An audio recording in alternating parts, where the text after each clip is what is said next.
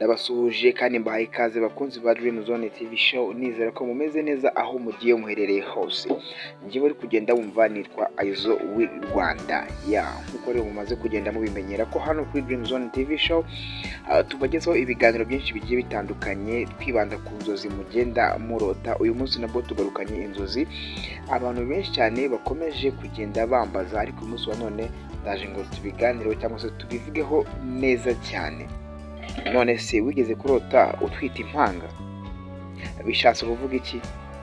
Ese ni ikimenyetso cyiza cyangwa ni ubutumwa bwihishe? Mbwira koko niba warabirose cyangwa se hari inshuti yawe yigeze kuba yabirota ikabikuganiriza. Noneho ugumane nanjye kugira ngo usobanukirwe neza cyane. Ibi ngibi ndetse n'ibindi byose uri kwibaza kuri izi nzozi ndahari ngo mbigusobanurire. Kana subscribe ubundi dukomeze. Abantu benshi bakunda kumbaza bati Aizo, narose ntwite impanga kandi mu by'ukuri n'ubundi ndatwite. Ese kuko bishatse kuba byavuga iki? Rero nyuma yo kubona ko abantu benshi bagenda babimbaza, niyo mpamvu nafashe umwanzuro wo kuvuga ngo reka tubivugeho uyu munsi wa none kugira ngo abenshi bave mu rujijo. Bakongera bati nakangutse mfite amatsiko menshi cyane. Ni ukuvuga ngo izi nzozi akenshi ziza mu gihe umugore ari mu bihe byo gutekereza cyane ku mwana, ku muryango cyangwa se ku hazaza.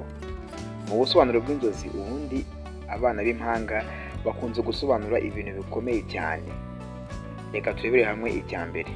Icya mbere bishobora kuba ikimenyetso cy'umugisha wikubye cyangwa se wikubye inshuro irenze imwe. Abantu benshi basobanura impanga nk'ikintu kijyanye n'umunezero, ibyishimo byinshi cyangwa se impinduka nziza ziri hafi kuza mu buzima bwawe.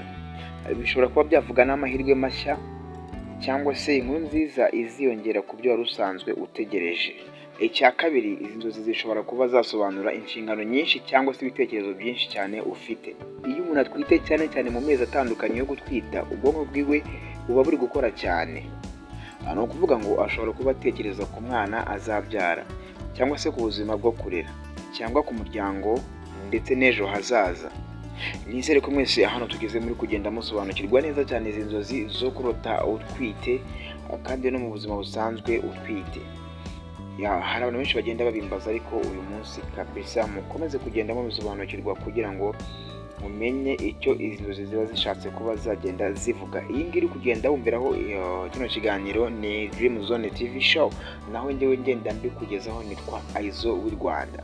Ariko ubishaka by'umwihariko ko ndasobanura inzozi zawe bwite, wanyandike kuri WhatsApp tukagira uko tubigenza, then nkaba nawe nagenda nkufasha cyane. Kanda subscribe, ukande like kandi unakoreshe kugira ngo ino video igere ku bantu benshi bagiye batandukanye, dore ko izi nzozi zirotwa n'abantu benshi batandukanye kandi bari ahantu hagiye hatandukanye. Rero iyo ukoze share ubu duteye inkunga ikomeye cyane kandi ni byiza, ni iby'agaciro. Burya ibintu byose ni ugufashanya kugira ngo tubashe kuba twagera aho twigeza. None se wowe ni izihe nzozi urota kenshi? Cyangwa se ni izihe nzozi ukunda kuganiraho n'abashuti bawe mwibaza ngo zishatse kuba zasobanura iki?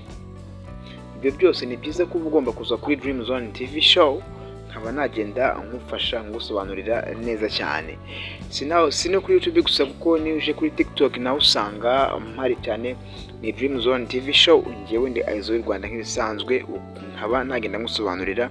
kandi sawa gusa aho kuri Facebook page naho nitwa Aizo w'i Rwanda, naho wanshakisha nkaba nagufasha cyane ngusobanurira, ndetse no kuri Instagram naho ni Aizo w'i Rwanda. Aho hose ni ahantu uba ushobora kuba wagenda ukandika comment, nkaba nagenda ngufasha. Ariko nyamuneka rwose kuri TikTok mu following, kuri Instagram naho mugende mu following kandi mukande like, mujye no muri comment mumbwire icyo mbafasha kugira ngo bikomeze kuba byagenda neza cyane. Rero wifuza kwandikira WhatsApp ya Dream Zone TV show cyangwa se WhatsApp yanje ni 0784477541. Iyo nimero ni ya WhatsApp, ntabwo ari yo guhamagaraho. Ubundi ukaba wambaza icyo ushaka cyose nkaba nagufasha. kandi mbibutsa ko ngende ndi n'umujyanama mu bijyanye n'imbuga nkoranyambaga. Wifuza gukora YouTube channel imeze neza nawe ukabasha kuba wakorera amafaranga kuri izi mbuga nkoranyambaga, ni byiza cyane ko wahindukira kuri TikTok, kuri Instagram n'ahandi hose hagiye hatandukanye. Ndi umujyanama muri ibyo bintu, bifitiye ubumenyi ndetse n'ububasha.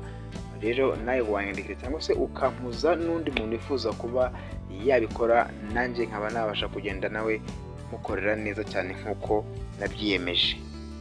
ako ni akari gaciyemo. Noneho reka dukomeze n'inzozi zacu zo kurota utwite impanga, kandi no mu buzima busanzwe utwite koko. Reka dukomeze kugenda dusobanukirwa icyo izi nzozi zishatse gusobanura muri rusange. Niba warose izo mpanga ari nziza kandi zisa neza ukumva wishimye cyane muri izo nzozi, akenshi biba bishatse gusobanura cyangwa se biba byerekana ko ari ikimenyetso cy'amahoro, ibyiringiro ndetse n'umunezero. Ariko niba wumva ufite ubwoba, urira cyane kandi uhangayitse muri izo nzozi, bishobora kuba ari impungenge zisanzwe zo gutwita. Hari igihe umuntu aba afite ubwoba bwo kubyara, cyangwa se nanone gutekereza cyane ku nshingano z'ubuzima. Hari n'ikindi abantu benshi cyane batazi, rimwe na rimwe kurota impanga ntibivuga abana gusa, bishobora kuba byasobanura ibintu birenze kimwe bikomeye bigiye kuza mu buzima bwawe icyarimwe, nk'akazi gashya, amafaranga, amahirwe cyangwa se impinduka nziza zikomeye mu rugo cyangwa se mu mubano wawe. Ariko kandi ntitwagakwiye gufata izi nzozi nk'ubuhanuzi bwuzuye neza 100%. Kurota impanga ntibisobanuye ko byanze bikunze uzabyara impanga koko. No, akenshi inzozi turota zituruka ku bitekerezo, amarangamutima cyangwa se ibyo umuntu ahora atekereza cyane. Niba warigeze kurota utwite impanga cyangwa se hari izindi nzozi ushaka ko tugusobanurira, nyandikira muri komenti mbigufashemo. Kandi niba ushaka ubusobanuro bwihariye bw'inzozi zawe, watwandikira kuri WhatsApp ya Dream Zone TV Show nk'uko nayivuze haruguru 0784477541. Kandi niba ukunda ibiganiro byacu nk'ibi ngibi, kanda like, kandi subscribe ndetse unakoresha kugira ngo n'abandi bantu bajye babasha kuba basobanukirwa inzozi zabo barota cyangwa se inzozi zitandukanye mugenda murota. Njye ubagezaho kino kiganiro nitwa Aizo w'i Rwanda, naho iyi ngiyi ni Dream Zone TV Show. Reka dore utaha mu kiganiro gishya. Ndabakunda cyane.